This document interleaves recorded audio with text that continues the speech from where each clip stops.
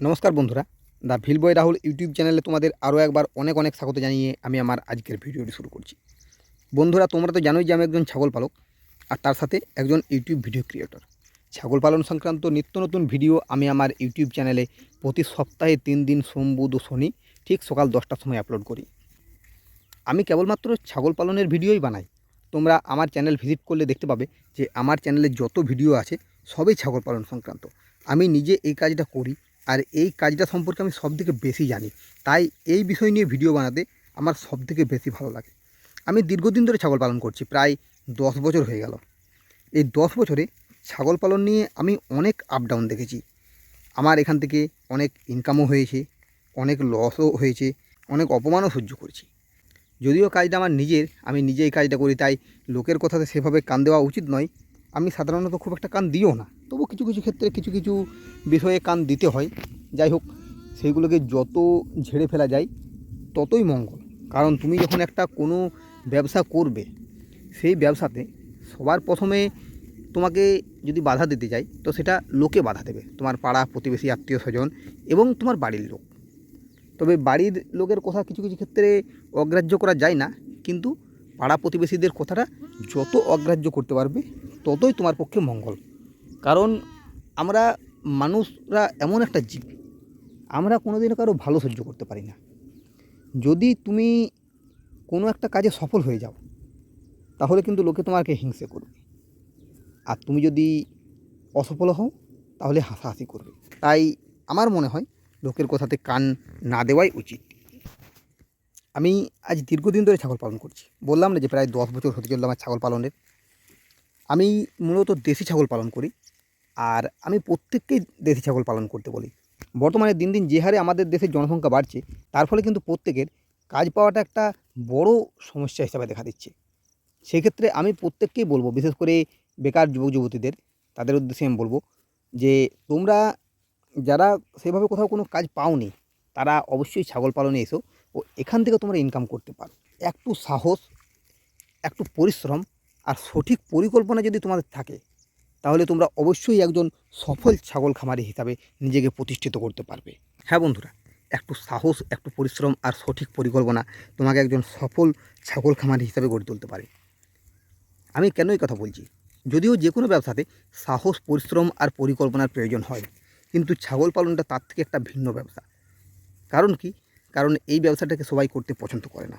আর তুমি যদি এই ব্যবসাটা করতে চাও, সেটাও অপরে পছন্দ করবে না যে তুমি এই ব্যবসাটা করো, না তোমার পাড়া প্রতিবেশী, না তোমার বাড়ির লোকজন। এই কারণেই আমি বললাম যে একটু সাহস দরকার। তুমি যদি সেই সব লোকগুলোকে অগ্রাহ্য করে এই ব্যবসাতে আসতে পারো, হ্যাঁ, তারা কিন্তু প্রত্যেকেই তোমার বিরোধী হয়ে যাবে। এই জিনিসটা তুমি মনে রাখবে। বিশেষ করে তোমার বাড়ির লোক, তারা কিন্তু তোমার কোনো কথাই শুনবে না, তারা চাইবে না যে তুমি ছাগল পালন করো। কারণ কি? কারণ ছাগল পালন এমন একটা ব্যবসা হয়ে গেছে এখন, বর্তমানে ছাগল পালনটাকে সবাই পছন্দ করে না। খুব খারাপ একটা নজরে দেখা হয় এই ছাগল পালনটাকে। তাই কোনো বাড়ির লোকেই চায় না যে তাদের ছেলেমেয়েরা ছাগল পালনে আসুক।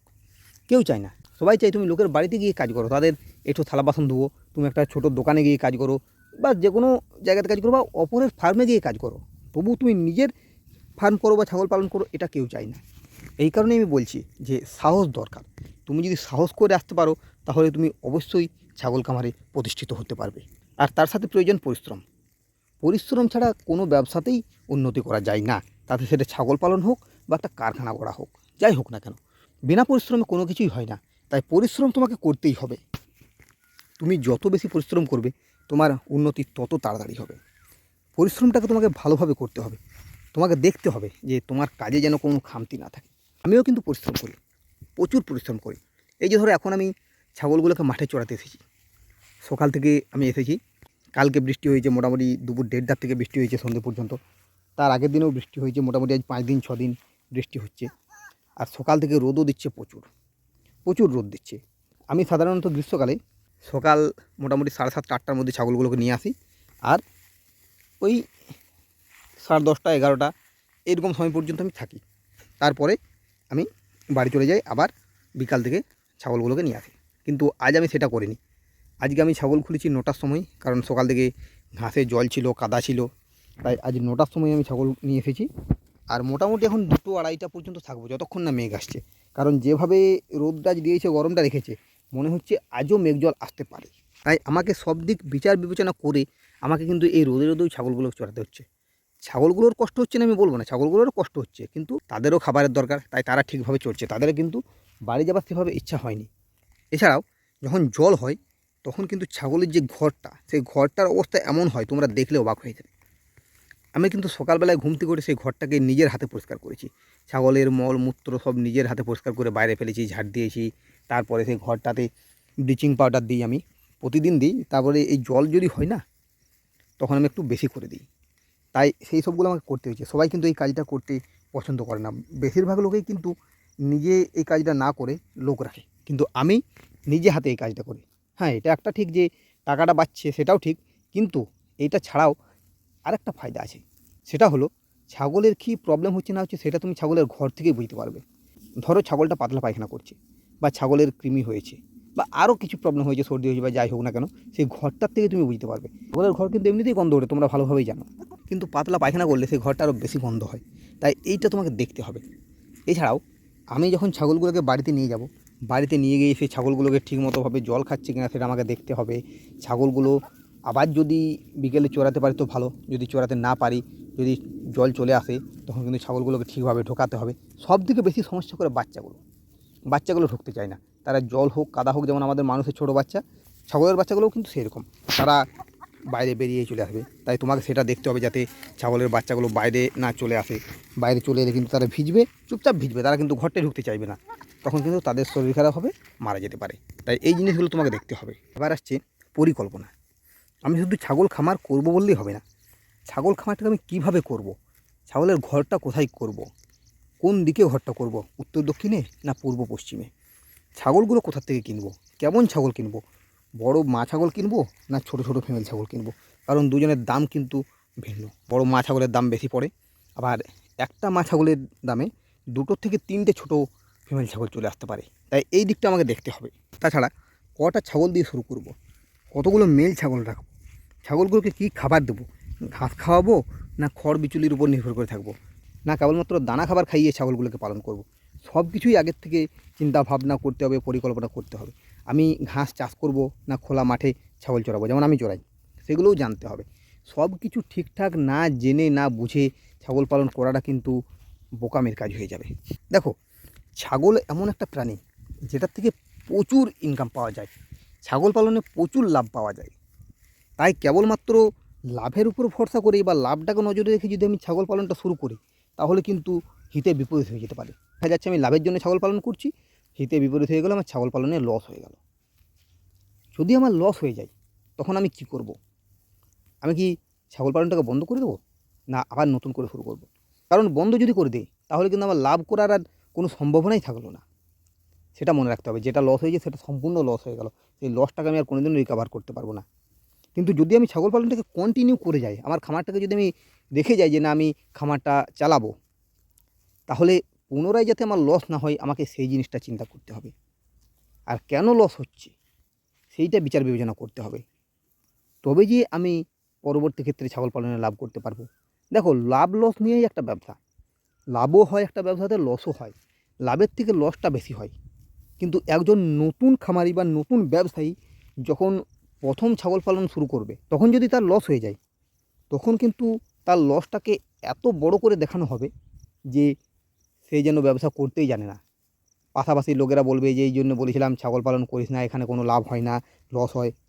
কিন্তু লস তো সব ব্যবসাতেই হয়। তোমাকে হয়তো যে লোকটা বলছে সেও দেখো তার ব্যবসাতে লস করেছে।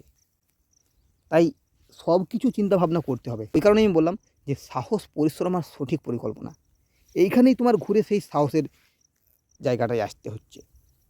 কারণ তুমি সাহস করে শুরুটা করেছিলে, তারপরে তুমি যদি লস খাওয়ার পরে তোমার খামারটাকে বন্ধ করে দাও সেই সব লোকগুলোর কথাতে, তখন কিন্তু তোমার আরও অবস্থা খারাপ হবে।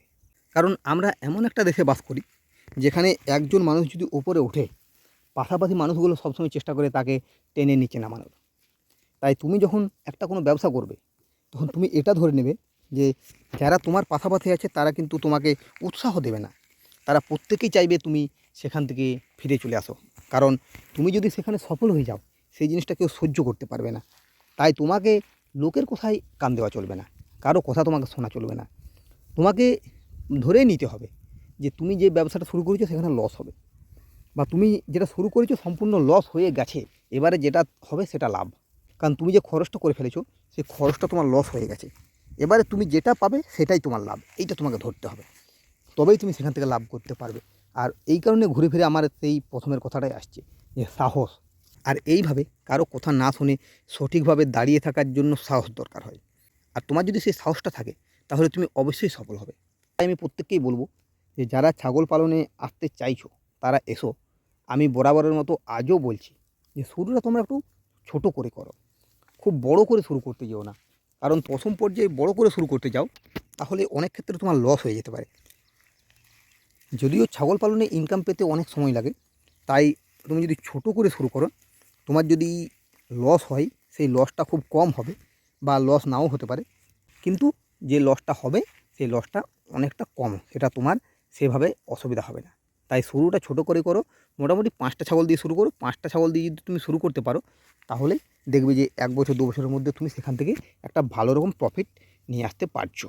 যাই হোক, ভিডিওটা আমি আজকের মতো এখানেই শেষ করছি। যারা এখনও পর্যন্ত আমার ভিডিও দেখছো তাদের আমি অসংখ্য ধন্যবাদ জানাই।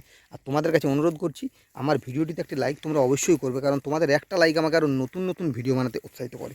আর যে সমস্ত ভিউয়ার্স এখনও আমার চ্যানেলটিকে সাবস্ক্রাইব করোনি তাদের কাছে আমি অনুরোধ করবো তোমরা অবশ্যই আমার চ্যানেলটিকে সাবস্ক্রাইব করো, আর পাশে থাকা বেল আইকনটিকে অবশ্যই প্রেস করো, যাতে আমার যে কোনো ভিডিওর নোটিফিকেশান সর্বপ্রথম তোমার কাছেই পৌঁছায়। আজকের মতো ভিডিওটা আমি এইখানেই শেষ করছি। এরপরে তোমাদের সাথে দেখা হবে নেক্সট ভিডিওতে। ধন্যবাদ।